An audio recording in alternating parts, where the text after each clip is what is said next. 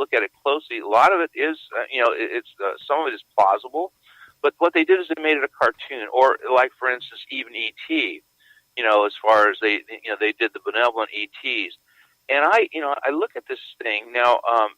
There's those movies or those control mechanisms as far as trying to control people's minds. It's somewhat dangerous, even with the whole UFO thing. Now, there have been some great examples of some great films. For instance, Contact I thought was interesting. Fire in the Sky was good, although it's not an exact. It went quite a ways away from its main theme. And there was one that was recently came out. What the heck was it? It was Forrest Whitaker was in it. It was fairly well. I'll remember it in my sleep tonight. I watched it a couple of times. There's a couple ones that have been fairly accurate. But again, you get all these renditions, and you wonder who's pulling the strings on these things.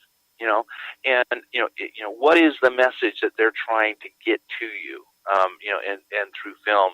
And again, Lenin's, what he did, he jailed all the filmmakers. Anybody that was in the Soviet Union when he took over, Lenin said that they're most dangerous people on the face of the planet, which were filmmakers, out of their control. So when people say, well, the CIA has actually infiltrated Hollywood, it's quite possible. It really is, to basically Chad, sway public opinion. Well, Chad, I had a guest on here about 2 weeks ago who was with the DOD for, I think, about 10 years. And a lot of stuff he was telling us, my audience was like that the government, naturally monitors all your emails. If you say the wrong word while you're talking on the phone, you're being recorded. It'll pick it up. When you go nowadays to the grocery store, right, you got a Walmart card, right, with a chip in it. They already know who you are as soon as you walk in the door. So all of a sudden, if you look on your cell phone, you'll start seeing things on your cell phone that maybe you've been looking at. And it's, I'm talking about looking at online and stuff, or, just whatever. Sure. It seems like they're trying to get more and more control. He was even saying, because he's involved in the movie business himself, and it's apparent that some of the stuff that's coming out of Hollywood is being funded or pushed in a certain direction, which is really scary. It is. It is. It's disturbing because again, there's several things that have gone on. And you're probably you're the same relatively close age as me.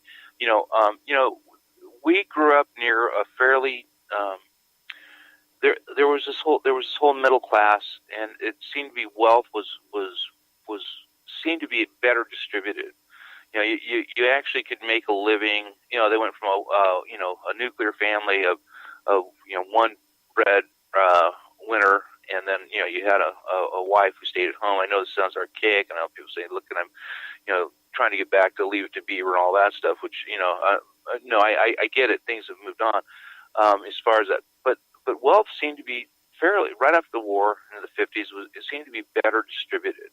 And now we have this whole thing where and the whole greed aspect, the greed culture that has come in. And I call and essentially, psychopath behavior is absolutely rewarded. Whereas before, it wasn't a, it was different. And I think what's happened through, this various philosophical change and switch, we've lost a lot of humanity. As far as that stuff now. Granted, there are all kinds of systems that are out there, but again, I look at technology and I look at everything that's going on here. As far as with the advanced, artificial intelligence and things like that, it seems to want to take away our humanity. It seems to want to take away where we don't even have our, we talk about choices. We're having less and less choices, and we're losing control of our families and our sense, and of course, I think our minds. As far as this, when you go back to the whole thing where, what are you going to believe? Who are you going to believe? Yeah, well, it's to the point.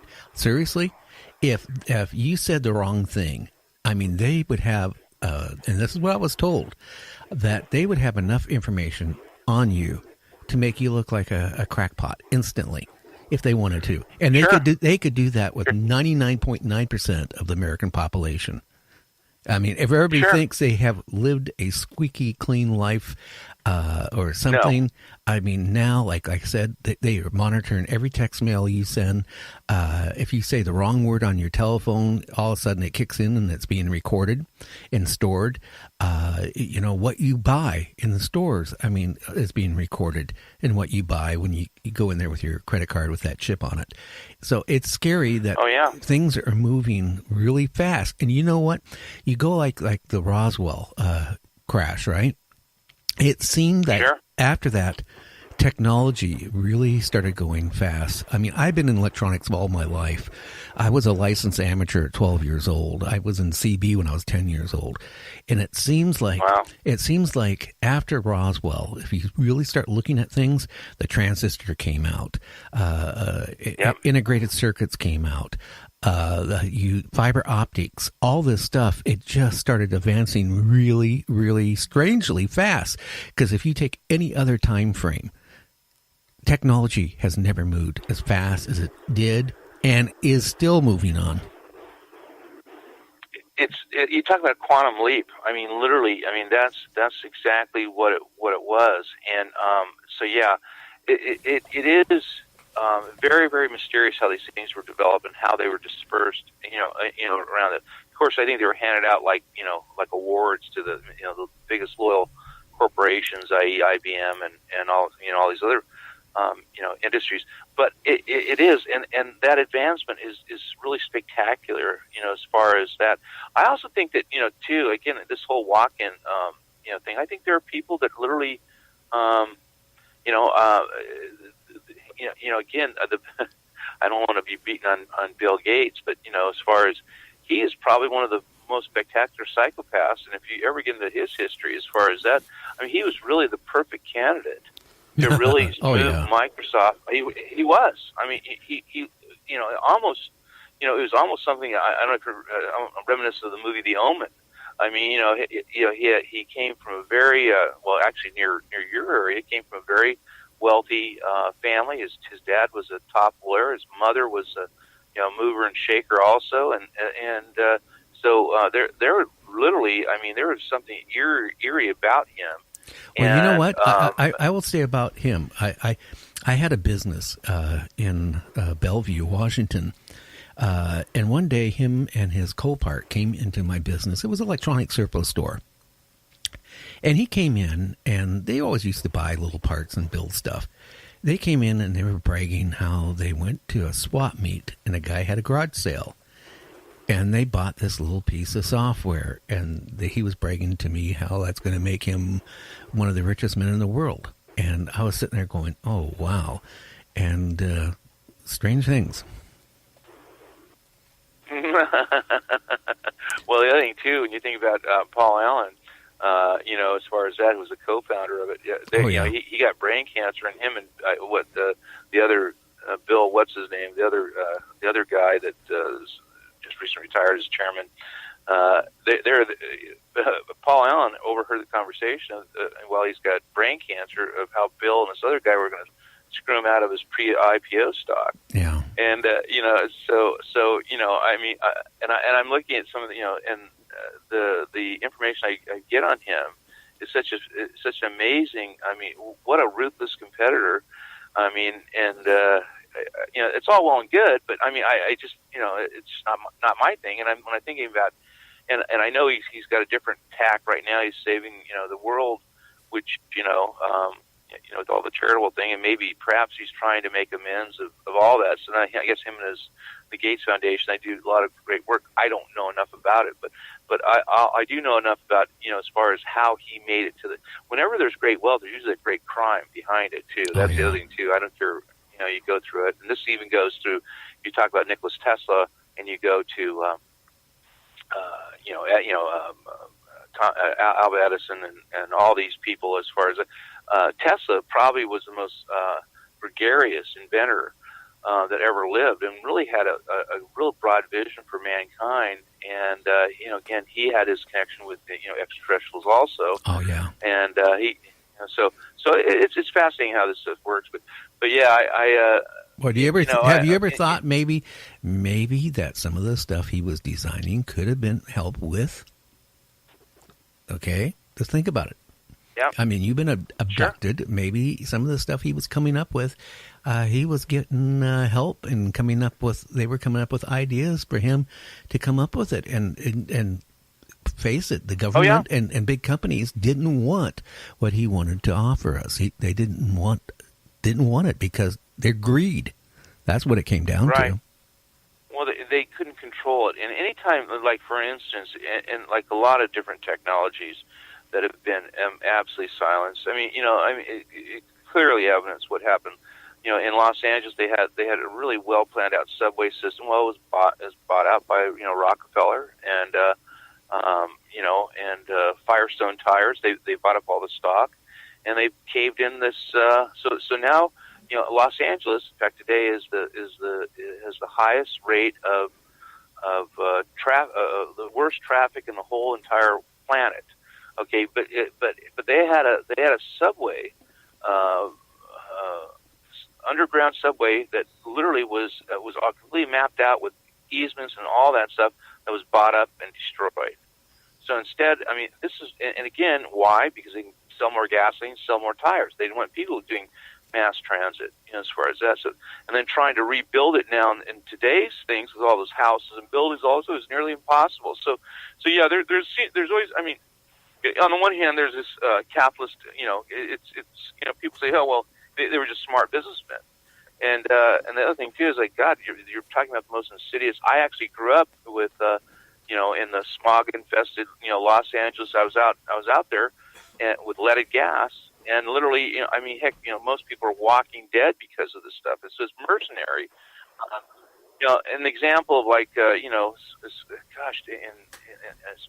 our wars and most all of them have been some insidious background. It's been really ruthless. So, but yeah, again, everything goes in cycles, and I'm hoping that number one, people need to really be cognizant of it, and that's the first step. And then doing something about it.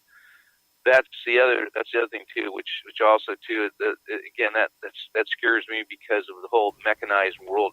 If you look at everyone with their iPod, everyone had. I mean, I travel between Mexico and California, and I'll go down to Mexico. The minimum wage is $5 a day, and everyone's got a cell phone. I mean, everyone's got a cell phone now. You tell me. I mean, how and they've got a cell phone. Okay, everyone's got a cell phone. You go to a community party, or if you go to, you see people essentially look inside this, something like something like out of 2001: Space Odyssey. Everyone's got their own little, little screen that they're going through. So that whole mechanism, as far as that, I think that distorts reality. And again, it takes us away from that whole human contact, which I believe that's what's happening. But the goal is to at least make people aware of what's going on, and seeing this as something that can be Young claims his whole thing is awareness brings change, and I'm hoping that something ideally it'd be great if the collective people actually got it and said, listen, we're part of this earth. We need to make this work for everybody. It's not going to end well if only 1% own this world. And so things like my screenplay, like movies and books and what have you, is my attempt to make awareness, and also to being on shows like yours, is making people aware that there are other possibilities, that literally that we have some choice, that we can actually throw this monkey off our back and that's my hope.